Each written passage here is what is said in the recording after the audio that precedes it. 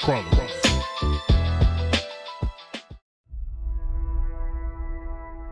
What if karma's a man who keep his chest poked out, his voice real loud, and who refuses to lose his upper hand?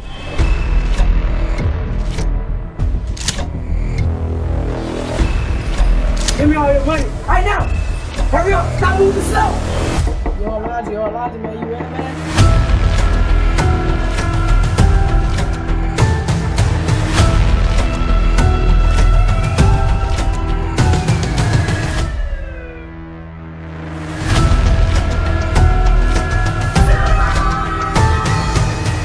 Yo, what's up? You look kind of familiar. You met before? Did not just tell me, man, you don't know me, bro? Yo, hold on. Hell. I believe karma is a scarred king, crown on crooked with a smile to match. What comes around, goes around. Funny how they say that. In life, you only get 3 strikes with me.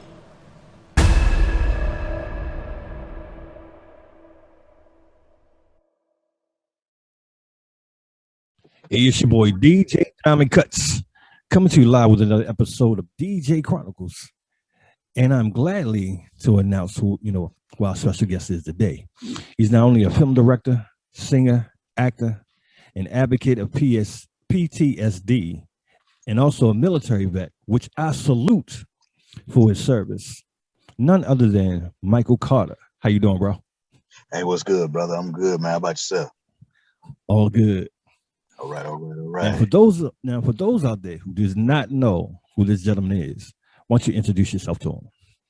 Yes, sir. My name is Michael. I go by Dre, and I am as you said, a 22-year military veteran from the United States Army. Okay. I do film, I sing, act, do plays. I have a nonprofit where I, teach, mentor, and develop the youth. I advocate on PTSD, which is something that's very serious condition that's going on in the Black community that needs, more attention. And I just try to do it all. I'm a father. I'm a loving man. I'm spiritual, So that's me in a nutshell. All right. Just an all around good American brother. Yes, sir. All right. Yes, and sir. we got you here today because I've been checking out your trailer, and Yes, sir. It's captivating, and it's something that we need today. The movie is called "What Comes Around Goes Around." Can you tell us something about it? Yes, sir. Yes, sir. What goes around comes around. It's a film about karma. You know what I'm saying? So if everybody know karma, the message within the movie is that, no matter what you did in the past, be careful because it'll always come back and get you. Okay. So, you know what I'm saying? The way you move out in these streets or the way you move in life or the way you move in this world, be careful about the people you mistreated or something you've done, you know what I'm saying, that you wasn't supposed to do. Eventually, one day it's going to come back to hunt you. So right your wrongs right now before it's too late. So in the film, my nephew and, a couple other kids, they played the younger us. So it's me and my 2 best friends. So we kind of grew up, bad neighborhood. We went to play basketball at this court, and some things transpired at the court that didn't get me landed in prison, but the stuff that I did prior to, got me, some time in prison. So I got 4 years, and I did something in prison that landed me in there for 20 more. So once I got out, my brothers, they went to college. One of them went to college. The other, he kind of went the same route a little bit, but he was able to change his life and fix himself. Now, instead of changing the narrative of them being drug dealers and stuff like that to get ahead, they're businessmen. You know what I'm saying? They're investors. They own property. They own clubs. They own land. You know what I'm saying? So I tried to change the narrative a little bit because, everybody see it. Oh, that's a hood. That's a hood. Oh. Yeah, it's got a little hood and it's got a little bit of something that's trending right now because real estate, is big right now. And everybody getting rich and rich and rich off real estate. So I wanted to change that narrative.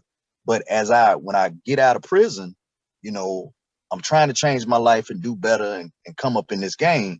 But my past came back to hunt. You know what I'm saying? Gotcha. So some things I did in the past, somebody was looking for me and they found me. And things start happening in my life, a lot of changes that I can't figure out what's going on. People dying, somebody trying to kill me. And I'm like, what in the world going on? And there comes the cliffhanger. So basically the karma is it's gonna come back and get you. So be careful. I know that's right. Yes, sir. And that's kind of wild, because that's for today's society as well, because a lot of people don't realize whatever you did in your past, Yeah. it is going to come to the present. Yes, sir. So that's why you should always mend whatever you did in your past before you get to your present, because you never know what can transpire in between that time. Thank you. Thank you. You know, my grandma used to always say, what's done in the dark gonna always come to light. Yes, indeed. Gonna always come to light, man. So, you know, karma has, you know, if people don't believe in it, it's true. It'll come back and get you, man. You know, Yeah. you do somebody wrong, man. People don't forget. They don't forget. And one day you're gonna pop up and come up missing because, you know, you acted a fool back then and didn't, you know, right your wrongs. So now here you go. Right. Now, how long did it take you to do this project? Man, so I wrote it in 3 days. Whoa. So once I found, you know, a production team, which was Carlos Smith, Cast 2 Production, shout out to him. You know, he's the miracle worker behind the editing. So once I found a good person to do it, he basically make everything come to light, because me and him was talking today, and we started filming in July of last year. Okay. And because he lives in Orlando and he got so many other projects, so he has to travel back and forth, you know, to do the filming. Okay. So it took from July to February, you know what I'm saying? So on top of that, I have to work around everybody else's time. And see, Right. me having the military mindset, you know, a timeline, we strict on timeline. So when we set a timeline, that timeline gonna happen. Oh yeah. But I forgot, you know, when you're dealing with civilians, you know what I'm saying? I had to catch on to that, because I was getting upset. Like, hey, when I say got be here at this time, you be here at this time. Bro, you ain't in the military no more. Oh man, let me backtrack. You know what I'm saying? Yeah. So yeah, it took from July of last year to February of this year to complete it. And you know what I'm saying? Now, you know, the editing process is 75 to 80% of the film. So Right. now the editing, he has to do his thing to it, then he sends it back to me. I review it and see if it's my vision and the way everything is supposed to be. Then I make my corrections, send it back to him. He corrects it, send it back. I look over it again, and you know what I'm saying, if everything's good, we do the final edit. He do the final trailer. I send the trailer out probably 2 weeks prior to the film, start promoting heavy, and then boom, we Okay. drop it. So it seems like to me, this type of film right here is not just a normal project, but it's a part of you.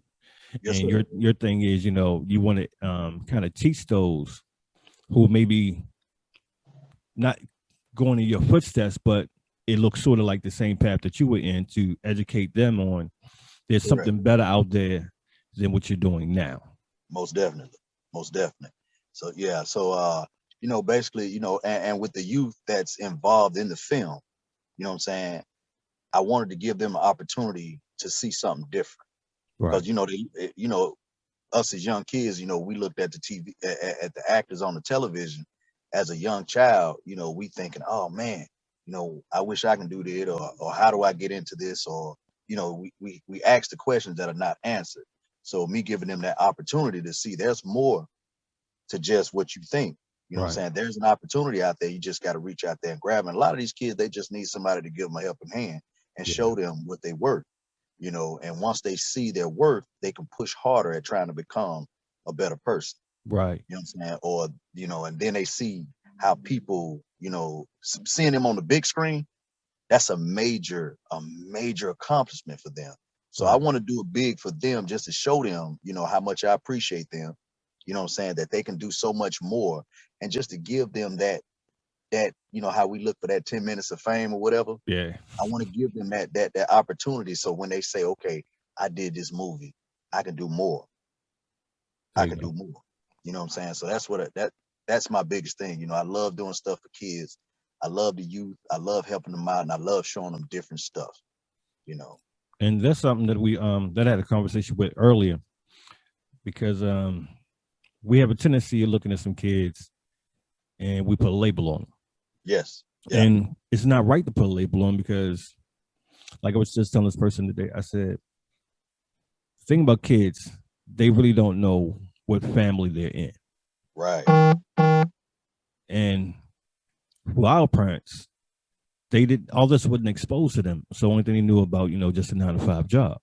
Mm-hmm. But for us, we got the entertainment has opened up so much throughout the years that some of these children are actually coming up in an entertainment family and don't know they're coming up in an entertainment family. So when they go out with these, like their friends and stuff like that, and they see their friends, their parents may be doctors and lawyers and things like that, to where they can travel, they can do certain things that, their family's not doing, but not realizing of the family they come from. Mm-hmm. So they end up trying to be something not. And like you said, that karma is a beast, because if you become something that you're not, you're gonna be doing things that you're not supposed to do. Correct. And then you're gonna be thinking about later on, like, some of the people that you hurt in the past, or some of the things that you did to get ahead, and realize the process that you took wasn't supposed to be the process you were supposed to be in the beginning. Right. And that's a good one right there too, man. Because a lot of these kids, man, they just need a real life role model rather than what they see on television. Right. You could say LeBron James is your role model, and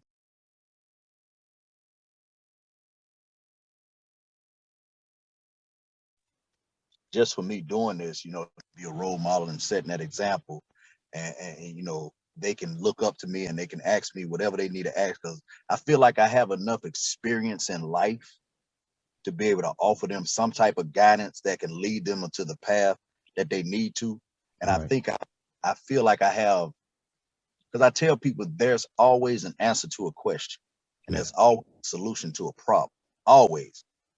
You know what I'm saying? So any problem that you have, there's a solution to that problem. You just got to figure it out on your own. Right. And there are resources that you can reach out to and say, hey, I have a problem, like mental health. I have a problem. There's resources out there to help us, but if we don't know, we don't know. Right. But there are other people that know that can point you into the right direction. So that's my whole thing, man. I want to point them in the right direction. And if I can help them and be that asset that they need to get them to where they need to go, that's all I need. That's success to me. Money and fame ain't success to me. Success is what I can do to help you become the person that you want to be. Right. That's success to me. Yeah, because the money can come and go. There it is. But whatever you've been taught, or whatever skill that you have, that'll carry you on regardless. Yes, sir. Yes, sir. Just now, smile, man. Now, being a PTSD advocate, tell us something about that, because we always hear different stories about it, but a lot of us don't really know what it can be, because a lot of us think it's only dealing with the military. Right. So post-traumatic stress disorder. I mean, what I'm saying, I was talking to somebody the other day, and they have a book out called Post-Traumatic Slave Disorder. Whoa. You know what I'm saying? Okay. So basically, all of us as African American women and female, male and female, we all are going through it from slavery, because you can see it right now. A lot of stuff that's happening in our community, it trickles down from what happened to our ancestors in the past. And when our ancestors, then our grandmothers and our great-great-grandmothers, everybody has seen some type. We don't even know what's going on, what happened to our mothers. You know what I'm saying? If you look at how slavery was back in the day, you know what I'm saying, and what happened, the full story, they ain't gonna really tell the full story. And our parents don't say nothing, because back in the day when when you had somebody, we didn't look at it as mental health. We say, oh, that's just old crazy ass so and so. That he just what they say, he's slow, or he just got this issue. But we never seek any type of medical attention. Right. So now that it's coming to the forefront, PTSD, it's just basically any traumatic incident that has happened to you in your life. It's, again, like karma, it's going to follow you. It's going to hinder some type of sickness within you, depression, anxiety,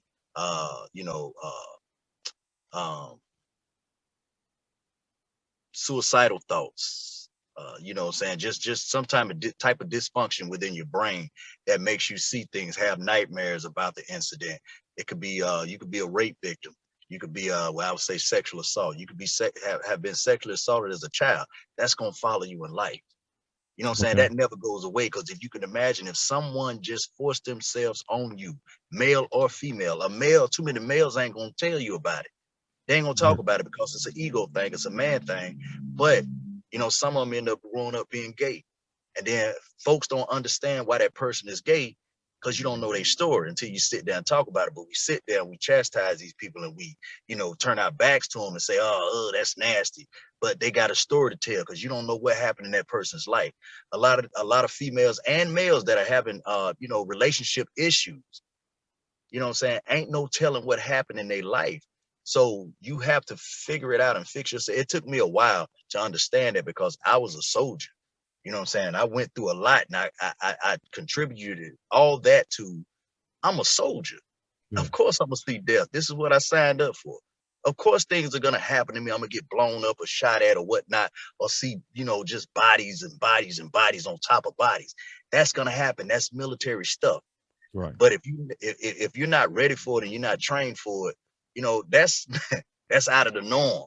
Yeah. That's something that you'll think will never happen to you. And then you start seeing these visions in your head and you know what I'm saying, you start acting out and you start drinking alcohol, smoking weed, or maybe heavier stuff, and but you don't understand why it's happening. You know what I'm saying? Because you Yeah. like, oh man, you know, this is normal. You know, I drink like this because of that. But nah, it's PTSD, and it's bad. It's rough, and it's hard. And some people can't handle it. Some people try to kill themselves. Some people do kill themselves. I attempted suicide twice. You know what Wow. I'm saying? Yeah. And to me, I was like, man, I got kids. You know what I'm saying? I can't do this. It's selfish. You know what I'm saying? It's wrong. But yeah, man, it's a form of mental health. It's a form of mental health that needs to be taken serious, and we really need help. We really need Definitely. it. Yeah. Yeah. I like the way you converted over to the point where, well, basically it goes back to the day we were born because Right. we got people who didn't like us from day one and didn't even know us. Mm-hmm. Yeah. And Yeah. our parents never really sat down with us and described it because, well, I guess it's like this. If a person is going through it, it's hard for them to kind of describe it to you if they don't even know. Right. Right. Right. Right. And you know, our parents try to protect us from so much. I'm from Mississippi.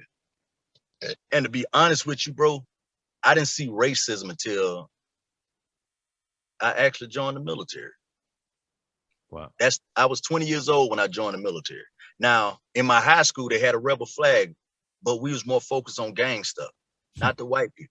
My school was predominantly black, but there were a lot of white people there because it was the only high school within that vicinity. So, you know, we got different counties. So in the county I was, it was only one high school, one junior high school that we all went to. And Wow. then out in the country, back in the country, like Glendale and all that, they had their high school. And that's where most of the whites was at. Raw Oaks, Glendale, stuff like that. That's where most of the whites were. So the school I was, it would number gang members and a handful of whites.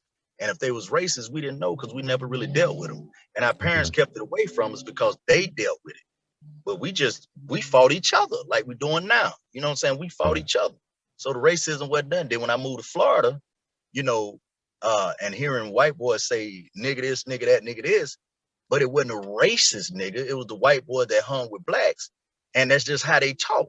And I Right. was like, yo, what are we doing? Hey, we don't do that. So I got in a gang of fights. But the white boy's supposed to be cool with blacks. So that's why they say that, because it was a common thing in Jacksonville, but not in Mississippi. So it wasn't a racist thing. To me, it was, but to them, it was like, nah, he cool, bro. You know, they say that all the time, man. That's just how we talk. No, that ain't how we talk. Right. And I get to the military and boom, you know, because you got people from all sides of the world. I ain't never been around black people, and they've been taught, because you know it's a learned behavior.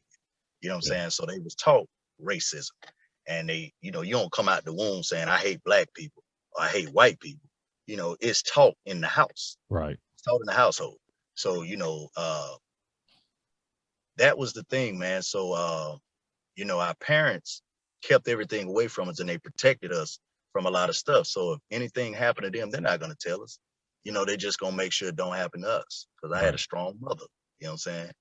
But yeah, man, like now it really need to be addressed, man. It really does. And we have to teach our kids now about it so they're able to deal with it, you know what I'm saying, when they get older. Right. Because now it's not just the fact that you're dealing with them, you also dealing with the police brutality and everything else on top of it, to the point where it's like the education, you kind of questioning yourself, like, okay, when do I have these conversations? Now you got to have a conversation when, if you got a son, you're looking at him like age of 5 saying, look, I got to explain to you now what to do and not to do when you're approached by the police officers. But also I got to explain to you about this type of person. Mm-hmm. And I try to tell people, it's not all of them. It's enough of them, but it's not all. Yeah, but we as the people, because we know what offends us, that we have to educate them on what the boundary is. Because a lot of them don't know what the boundary is. Their thing is, like you just said, if y'all let this guy go to sit there and say, hey, what's up, bro? What's up? Using those type of words, his thing is evidently it's cool. But if somebody comes around and they're not familiar with that, their thing is, hold up. Y'all gonna allow him to say that in my presence? Right. He's not gonna do nothing? Correct. So we need a boundary, to the point we need to teach each other boundaries, what's okay and what's not okay. Right. Because some of us are coming from a place where it's very harmful. Mm-hmm. And that's where things can get escalated with, because you don't know what frame of mind a person's in. Mm-hmm. You're correct. Correct. And what you said about the police stuff, that's a mental thing as well, because you know when you teach these kids, and especially like kids that ain't never been, you know, have never interacted with police officers, you know, and you catch that kid that, you know, his parents raised him up right, they gave him, you know, he has a mother and father in the home, and he gets pulled over by the police, and because of what he sees on television, how the media paints that picture, you know what I'm saying, to make us look worse than what society, you know, make us look worse than what we are. You know, society paints that picture to make the black culture looks bad. You know, so when that kid do get pulled over, like my son, for instance, they're gonna be nervous. They're not gonna know what to do, and they gonna, you know, do this, do that. They don't know. Right. So now they so scared, and the cop knows that he gonna feed on it. He gonna make them even more scared. And so as they're getting even more scared and more nervous, you know, they might do something crazy to make the cop kill them. Correct. Because they don't know. You know what I'm saying? They just like scared, like, what did I do? What did I do? And all they seeing in their head right now is how is George Floyd, you know, all these kids that was killed by cops. That's what they think. And so they real nervous. And they go to reach for their wallet and they fidgeting. And the police gonna be like, you been doing drugs, why you nervous? Why you scared? Why you think I'm scared? Right. You know what I'm saying? Then they talk to him in a tone that's disrespectful instead of respectful. You know, let the kid know they scared. You know they scared. And you can see it. You can feed off of it. You can't tell me you can't, because I've been deployed 5 times. You can tell when somebody's afraid. And just be calm and say, kid, I know you scared. You know, it's just a random stop. You know, calm down. Be cool. I got you. You know, we're just pulling you over because you did it. Let him know what he did before you start getting at him like that. Right. You know what I'm saying? But that's a form of it that would mess with that kid's mind. Now, anytime you see the police, he nervous. He nervous because of that interaction. So that's a form of it as well. That's a trauma. That's could be traumatic to that kid. You don't know. People take it. Everybody take it different. You know what I'm saying?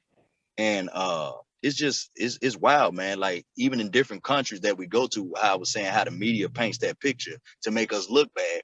When I went over to Bosnia or Tokyo or somewhere, anywhere like that, they look at us as like we're a problem, like we're danger, like they don't want to touch us, they don't want to talk to us, they don't want to deal with us. Like, what are you doing? You don't even know me, bruh. You know what I'm saying? You don't even know me. So how can you act that way? You are a minority yourself. Probably not in your country right now, but you come to the United States, you're a minority. Yeah. So don't do that. You know what I'm saying? So it's crazy, man. And I like the title because, like you said, what comes around goes around. Mm-hmm. And you really have to think back and say, you know, some of the things that we have seen in our past and looking at what's happening today, some was the cause of that. Yeah. Yeah. Like the bullying. Okay, Mhm. yeah, you bullied this kid Mhm. in high school. Now you out of high school, Yeah. but this kid is still dealing with that trauma. Yeah. Yeah. And you don't know whether or not if he can handle the trauma or let the trauma overtake him. Yeah. Because like you said, a lot of us do not go see the doctor. Mhm. So we don't know what's going on with us and we don't know the cause of it. So they're acting out the cause. They are. They are. They are.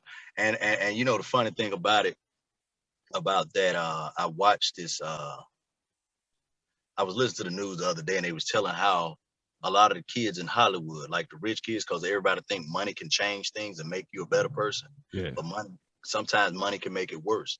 So they was talking about how like all the children of these famous people are on drugs.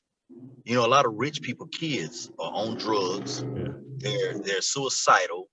They're you know, they're seeing psychiatrists almost every day. They're going through it because they don't understand the real world, because they've been silver spooned their whole life. Yeah. And you know what I'm saying, they really rarely see their parents.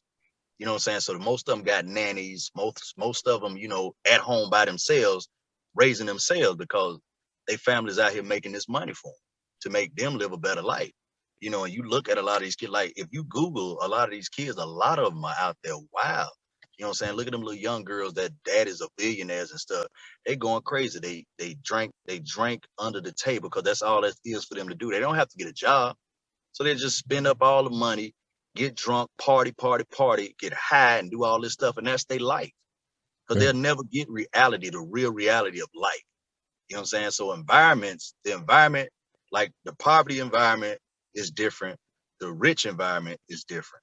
So if rich folks understood poor folks, they would do better. Yeah. They would do better to help us out.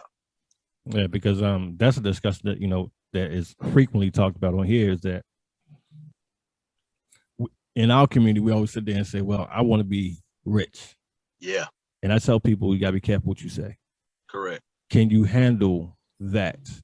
Mm-hmm. Because you're talking about something that you never experienced. Never experienced. And the same thing with them. Just because they're rich and you take it away from them and put them in our world, that's something they don't know about. They don't know. But if we brought the two together to the point where we can help each other, yeah, then that's something different, because a lot of us end up getting to that successful land as far as the money. But then you look at them and say, well, I wouldn't be like them. And then a couple of years later, they right back to where you are. And that's all because they didn't experience it. They don't know about stocks. They don't know about trading and things like that. Right. So you give a kid millions of dollars.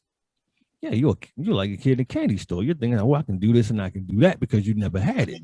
Talk to them. But and then you look at the other side, to the point where they always had a silver spoon in their mouth, this and this and that. But the parents never taught them about the money. Correct. They just made the money, and the money's been available to them with no guidance and no education to it.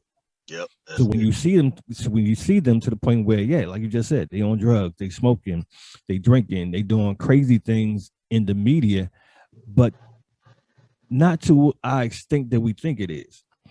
They want attention. And for most of us, we got plenty of attention, whether it's our grandmothers, our aunts, uncles. But for them, they were shipped away to a school because the parents wouldn't deal with them. Right. Now they got a grudge against the parents, Bingo. And you hear crazy things to the point like a child murdered their parents. Yep. And you're trying to figure out, well, what happened?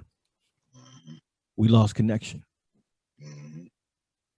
And knowledge is power, man. And if we would have had the same opportunities as these kids got now, you know what I'm saying, with the parents that we had, not saying the parents now or are bad parents, but back then we had a village. I'm a feminist baby. Yeah. And we had a village. So, if you did anything wrong on my street, everybody, it's just like you walking through a gauntlet, because everybody gonna beat you down. And then when you get home to your parents, they gonna beat you down. Then grandmama, the last one you gonna see.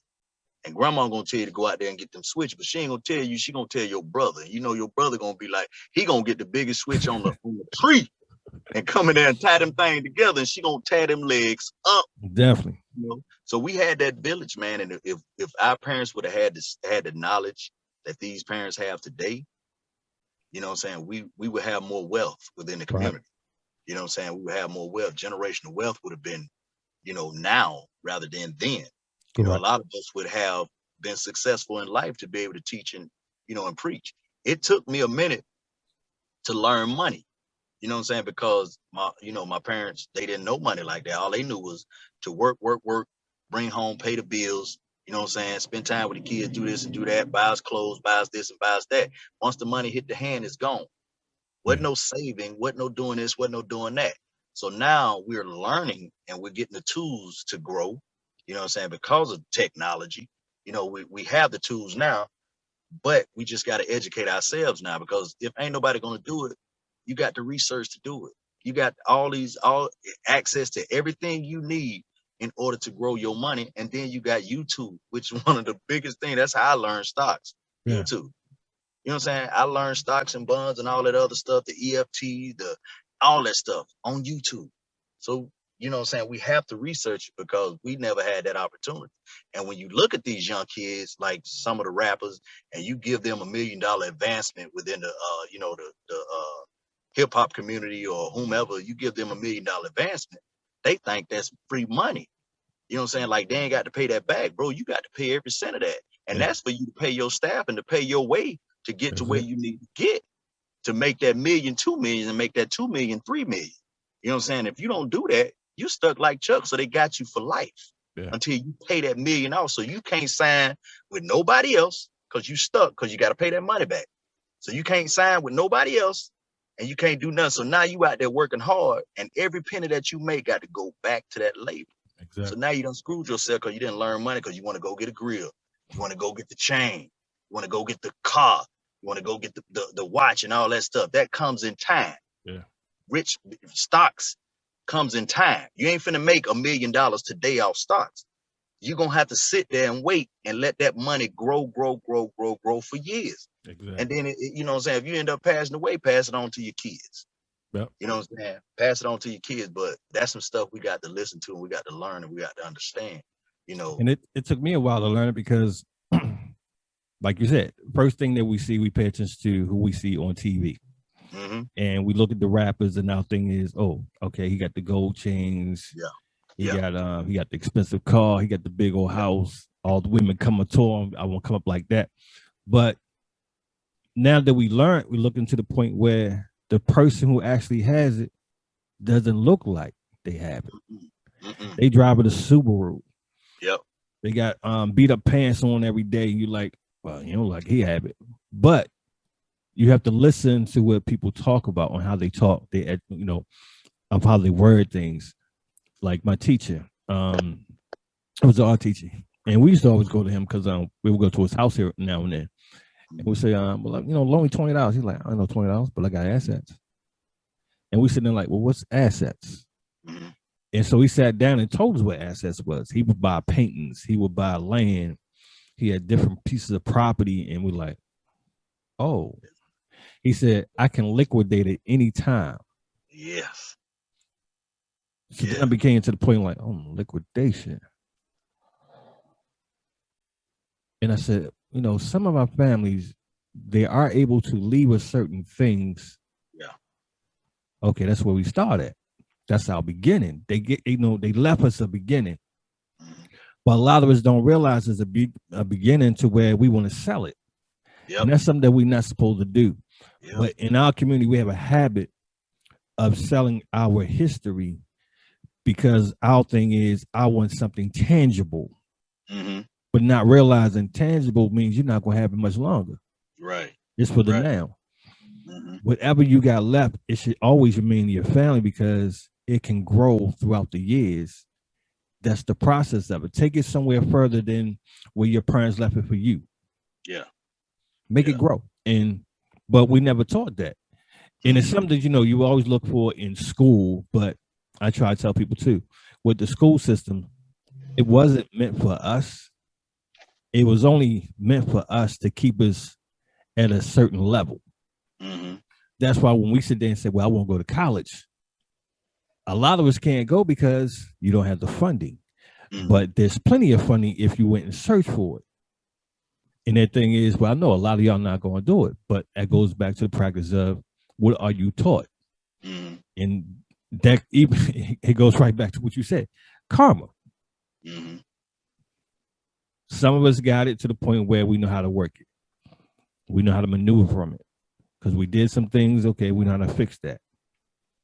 Others, their thing is, I'm not going to tell you. I'm just going to go ahead. But guess what? It's going to come back around again because the whole purpose is we are supposed to be teaching each other. Mm-hmm. None of us know everything, but jointly, we'll know a whole lot more. Yeah. And that's something we have to get away from. To each one teach one. If I have knowledge on this, why am I holding it back from? Yeah. You know what I'm saying? Why am I holding it back from? Because I don't want you to be better than me. I don't want you to make more money than me. Let's make this money together. Yeah. You know what I'm saying? Let's make it together. I might have a better plan. You might have a better plan, but let's plan it out. My kids, anytime they like want to spend their money, I say, hey, do you have a plan of putting that money back that you just took out? You know what I'm saying? What's the plan? Like if you take $10 out your account, do you have a plan to put $10 back? If you spend $500 today, do you have a plan to put that $500 back or the 600? You know what I'm saying? Turn 5 into 6, turn 6 into 7. Do you have a plan for that? Well, come up with a plan. Yeah. And then I'll probably let you take it out. Well, other than that, nah, you don't need it because you got everything right here. You know what I'm saying? You just want to spend it for nothing, for what? You know what I'm saying? Make it grow. If you can't make that money grow, then ain't no need of you spending it. Because you're just giving it back to the person, to the the business that gave it to you.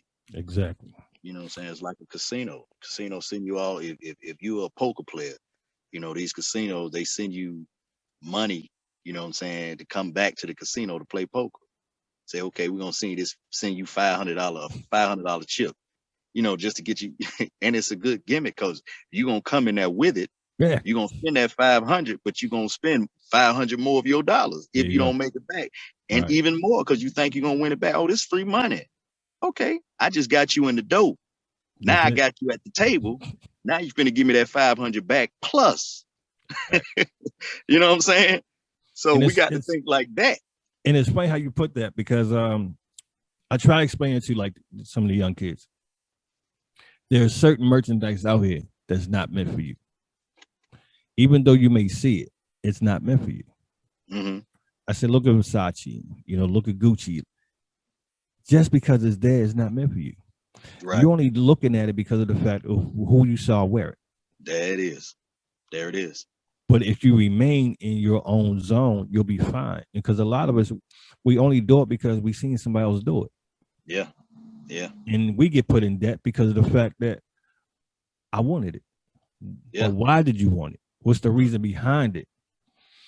Because most of the people that the celebrities that have it, they never bought it. Yeah. They either leased it, rented it, to the point they give it back. It was only for a picture. And the picture did justice because guess what?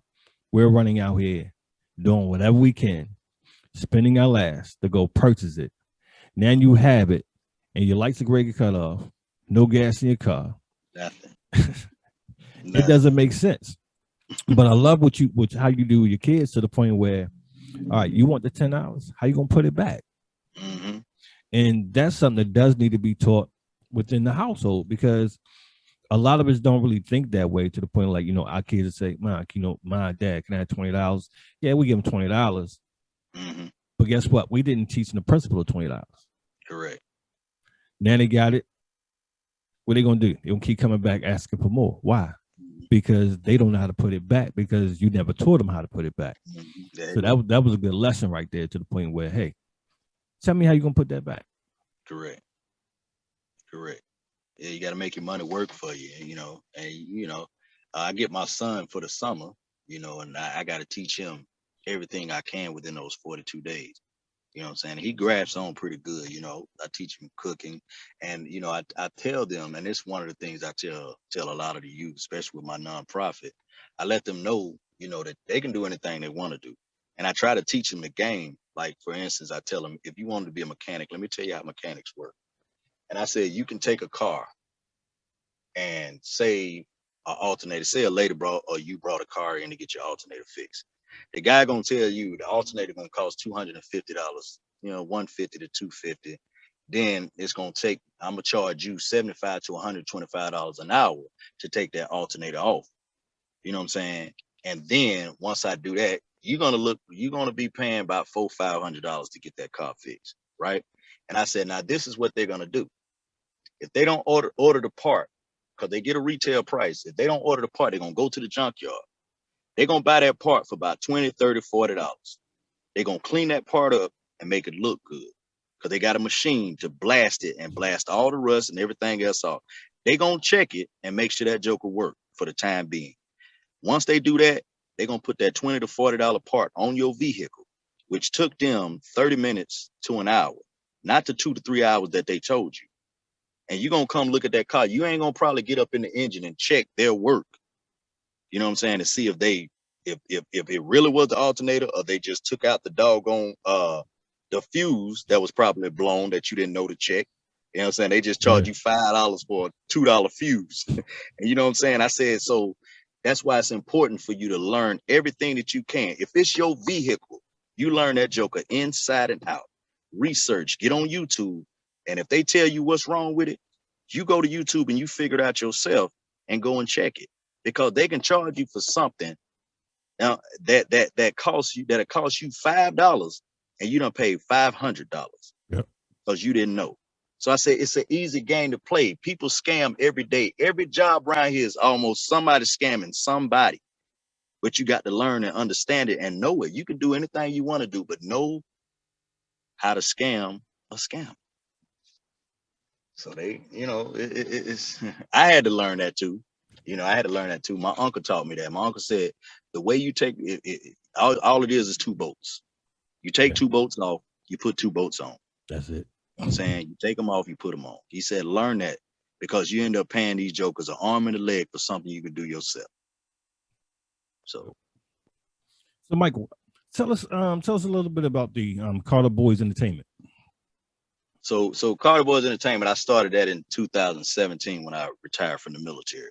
And it's a talent management company where, again, the youth, I give them a platform and an opportunity to, hone their craft. I was with the Army Soldier Show for 2 years, so I traveled with them. I learned coordination. It was a $2.5 million production. So I coordinated everything, rehearsed with the talent. I performed myself. So I've been on stages, 45 different cities in the United States of America, 8 different countries I performed in. So I feel as I have the proficiency to be able to develop these artists to help them grow into the successful artists that they want to be. I managed 2 artists when I first got here. One was Tabby P, and then the other one was Rena, who lives in Atlanta, Georgia. 2 female artists. So I kind of, when I started developing a little bit more, I kind of put it on the back burner, because if you're not as hungry as me, then it's going to be a problem. So, we did pretty good on the ride, but then, everything fell apart because these kids have lives that they have to live. And, if you don't have a job and you can't support yourself, then ain't no reason that you're trying to get it unless you can, unless you really hustle hard. Right. And your talent is there. So, Rena, she's still doing her thing and she's working hard at it. But Carter Boys Entertainment, we do all kinds of entertainment, anything that deals with entertainment, anything that deals with art. We're there to support. I'm partnered with Tori Jones, Power 904 Online Radio. So I go to different events and I do interviews and stuff like that on Promote Your Ish and Power 904 Online Radio. And I, interview different independent artists, to try to get them a platform, because a lot of artists have never been interviewed. Right. So their first experience at an interview, they're nervous, but you kind of giving them keynotes to kind of, get them where they need to be. teach them, how to be interviewed, and just be yourself. You know what I'm saying? Talk about you. It's all about you. It's just you being interviewed. You're talking about yourself. So Right. speak about yourself and tell them what you want, how you want to do it, how you trying to get to it, and stuff like that. So yeah, that's Carter Boys Entertainment. It's a family ran. It's my brothers. When we was young in Mississippi, we was called the Carter Boys. They go them because there was a lot of us. They're them Okay. Carter Boys. They're them Carter Boys. So I call it Carter Boys Entertainment. All right. Big shout out to Tori Jones, Power 904, our sister station. Now, the Carter Boys, to me, it sounds like a movie. Who knows? I might give you an idea for a movie. It can be. It can be. We some fighters. I know that's right. Was some knockout artists. So, between you and your brothers, so do all of y'all participate as far as singing and acting, or some part of entertainment? Nah, I'm the only one. Okay. My brother, my middle brother, he cooks. So when we have events, he set up and he cooks, and we sell the food with him. My other brother, he just drinks up all the liquor. My sister, she deals with the money, and she do the decorations and all that stuff right there. And my nieces and nephews, they help out basically, taking up money, cleaning up, just coming out to, if I need them to do anything, set up the stage or set up something else, they're there to do it. So I try to keep it a family thing. If we do an event, I bring all my family out because I want them to be involved. You know what I'm saying? And again, I want them to feel like we are part of something, and it makes them feel good that they're part of something. You know what I'm saying? So anytime I do something, I try to bring my family with me. Like when we do the premiere for the movie, my family is going to be all over it. They're going to be there. They're going to help out. They're going to make it successful.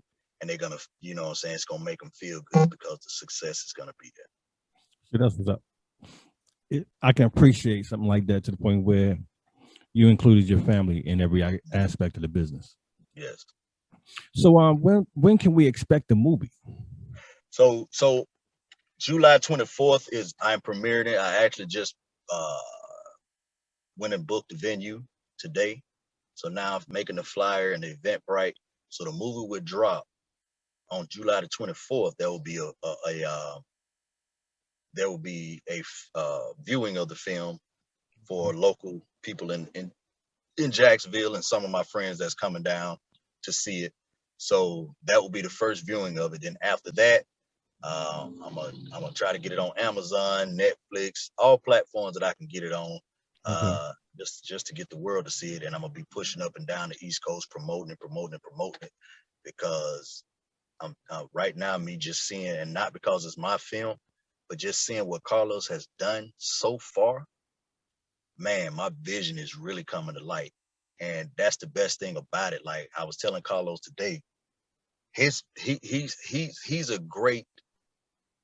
He has a great vision. The dude is very creative, man, because when you think about your vision, like anything you do and it don't match your vision, you be like, oh man. So now you don't think, you be like, oh man, I don't think it's gonna be what I thought it was gonna be. So now you're disappointed, you know what I'm saying? And you finna put this work out and you're not as happy, but you're gonna put it out because you have to. Right. And other people gonna view it differently. But just me seeing that he has the same vision that I have, putting it together, I was like, bruh, like he sent me some snippets and I was like, dude, you really doing this thing, man. Hey, I appreciate it. He said, man, you gonna love it.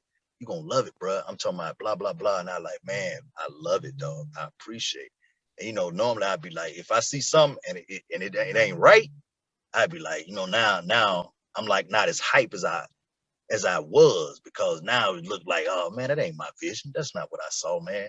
Then you gotta be like, man, I gotta reshoot this part, reshoot this and do this. I want to do it over again. Yeah. It's everything that I thought it would be. Yeah, because the trailer has actually got you to the point where, because when it was first brought to me, it was like, here's a new movie that's about to come out. Mm-hmm. Take a look at it. And I've seen, other people, when they try to put something together, you can always tell it wasn't fully thought about.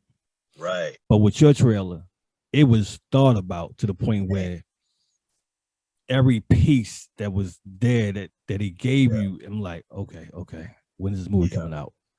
Man, yes, bro. So tell the people out there how they can get in contact with you. Okay, on Facebook, I'm Andre Pico Train. On Instagram, I'm Slim Goody, SlimGoddy 2410. You can find the film on Facebook with the trailer on What Goes Around Comes Around. And you can also find the link for it on YouTube. What Goes Around Comes Around, but put the number 1 on YouTube. You probably have to scroll because, those videos with more views than mine, you have to scroll down to find it. So you're going to see the picture of these 3 brothers in the back and 3 little kids. So you can go to What Goes Around Comes Around 1 on Facebook, and you can see the trailer. Subscribe, like, and share. And when you subscribe, you will see everything that I put out in pertaining to the movie, interviews, when the movie will come out, the commercial for it and all that good stuff right there. Then if you go on my page, Andre Pico Train, Andre, Andre Pico, P-E-E, 2 E's, K-O, Train, Train. And you can find it there. All right. Well, we definitely going to put him up on the back end of this so everybody can definitely go check it out, because we want them to support this because of the fact, this is something for us to really think about and help, somebody else in the process. My brother. So we definitely want to push this. And we definitely want to have you back because, you got to tell us more about it. I do. And maybe you could bring, we could bring some of the people that was involved in the movie too.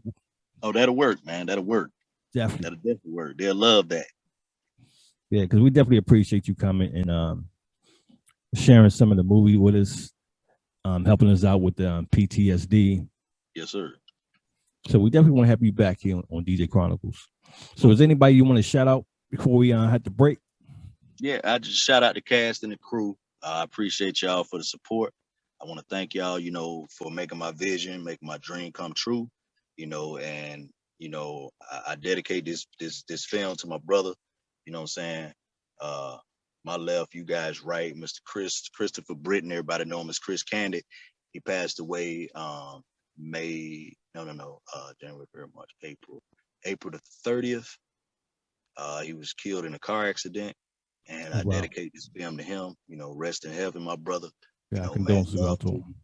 Yes, sir. So we dedicated to him, man. And at the viewing, there will be a ceremony for him. We'll do some things for him, light candles and stuff like that, and give a good word to my brother, man. So shout out to him, shout out to Power 904, shout out to Carter Boys Entertainment, shout out to Ruth and everybody that was involved.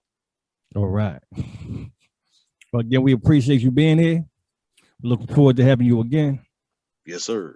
And this your boy DJ Diamond Cuts, and this is another episode of DJ Chronicles. Peace. Yeah.